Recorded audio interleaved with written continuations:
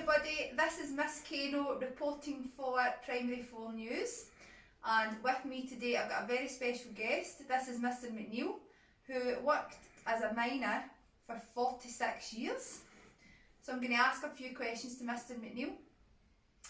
Mr McNeil, what was it like getting to the coalface when you worked in the mines? A long road. A long road. Mm-hmm. Maybe 2.5, 3 miles for the surface. Mm-hmm. In some places. The first bit I started was fall weed at Cano. Mm-hmm. 15th of December 1954.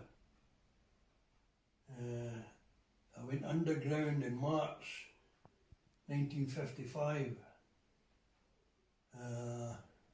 And I worked there 1955 to 1967. Brilliant. Something else the boys and girls wanted to know was what you had for your lunch when you used to take your lunch. Well, you couldn't really call it a lunch. You called it peacetime. And that was P-E-A-C-E. Peace. Peacetime. And you sat for 20 minutes on a bit of wood.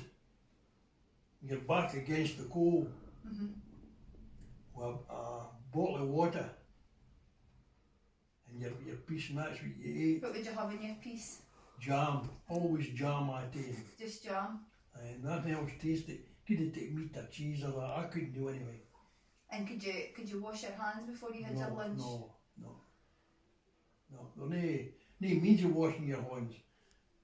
There were water certainly, but it was out a pipe into a machine. Mm-hmm. for coal.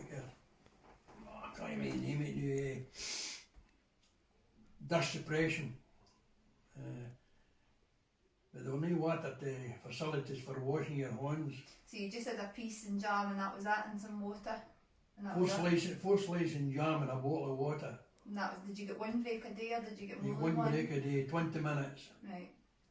What about the toilets? What did you have to do? No toilets. You did your own thing as best you could. You out the road,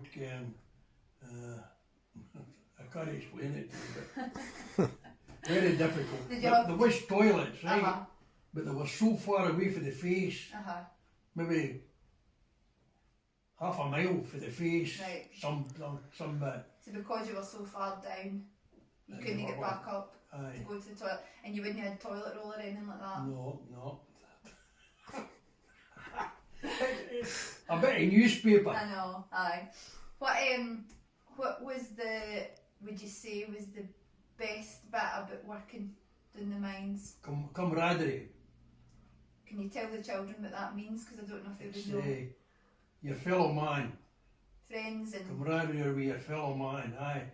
Always a bit of a joke, a bit of a laugh. Somebody was always doing something and it made you laugh again. Mm-hmm. And that was it, camaraderie, you would call it. So that being the best bit about it, what was maybe the worst bit? The danger. Always danger. What kind of things do you roof falls and that's how roof falls are the worst aspect of working underground. Did anything like that ever happen to you? Yes. I got that hand broken in a fall the roof. Yeah. Lacerations to my forehead. Look at the camera to see. Don't know why you can see them on those see the blue marks? Right. That was a roof fall. And a broken hand. How long were you trapped when that happened? Somebody come and get you? Well, on saying that, I want to say we're trapped, but they were a way out. I was working in a private mine called the Viaduct Mine at Markirk, and there were a folly roof out by the face line where we worked. Mm-hmm. And a boy called Jerry Loy, Gerald Loy, we took by to see what was wrong. The belts had stopped and the roof had fell in. The girders had all collapsed. And that boy crawled up on the top of this, and there were a big boulder, a big stone, stopping us getting out. And that boy hacked away at this stone with a mash and a hammer and broke it and allowed us out by. And he went to let nobody else touch it. I'll get it. He's a very strong young man. And did you end up being off your work? No, wasn't injured. We were just trapped for 3 or 4 hours at least. You say that as if that's no long. Aye, well, it's no long if you're trapped. We know compared with the sheriff men. They were trapped for days on end. But that's the nearest I've been for being trapped, was in the viaduct mine. Do you have the lamp and stuff that we can maybe take a picture? So this here, I think, is the lamp that Mr. McNeil would have used. Testing for gas. To test for gas, and I don't know if you can see by the looks of it, but it's really, really heavy. And Mr. McNeil, would you carry this? Carry it all the time. So you would always be carrying this with him. And how would this work? The flame? There's a flame inside it. See that one right inside it there, Claire? See, there's no oil in it now.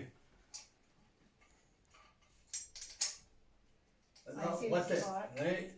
You adjust the flame to a wee totty peak, and then gas went in there, down through a filter inside there, and it filtered into, and you got, I could have showed you something, but I don't have it now. What would happen if there was gas? You got a gas cap. And would that mean that? And the size of the cap tell you the amount of gas. There were an explosive range for gas between 1.25% and 3%. Above that, a flame wouldn't burn. Okay, and you need oxygen. And what, if there was gas, would you need to get out? Would you need to leave? You didn't actually just go out. You tried to scatter it with ventilation. Oh, right, okay. We used to put what they called hurdles. Down the pit, there's what they call an intake and a return. And if the gas was in the intake side, you put up hurdles, just like a barricade. In there, in there, in there, to throw the air up into where the gas was, to disperse it. Right. And here we've got Mr. McNeil's helmet. That's the original. The original helmet. That's very worryingly thin, I think. It's really fit for walks and things. They done away with them, Ken. Falling in your head. They done away with them because they weren't really safe. That was my original helmet. I don't know what age that is. It's quite wee. Oh, quite old. Yeah, Zaka. This is, I'll let Mr. McNeil explain what this is. Here. Really heavy. What is this? That's a cat lamp.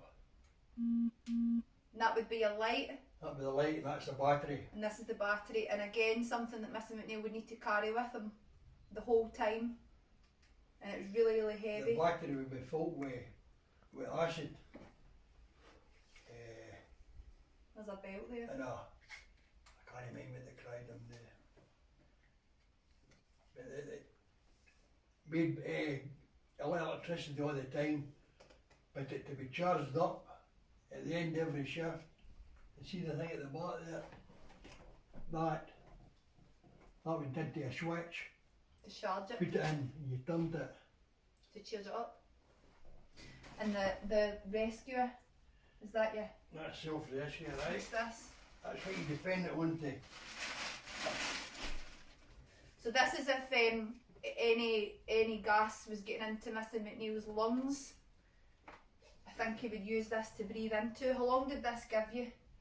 How much oxygen? An hour and a half. An hour and a half's worth of oxygen. If there was no oxygen left, he would breathe into this using the wee mouthpiece. Give you an hour and a half. Yeah, that's no getting in there. Forget about it. I'll see it just to see because it's good to be able to see the. So that's the mouthpiece there. and you would put that in your mouth.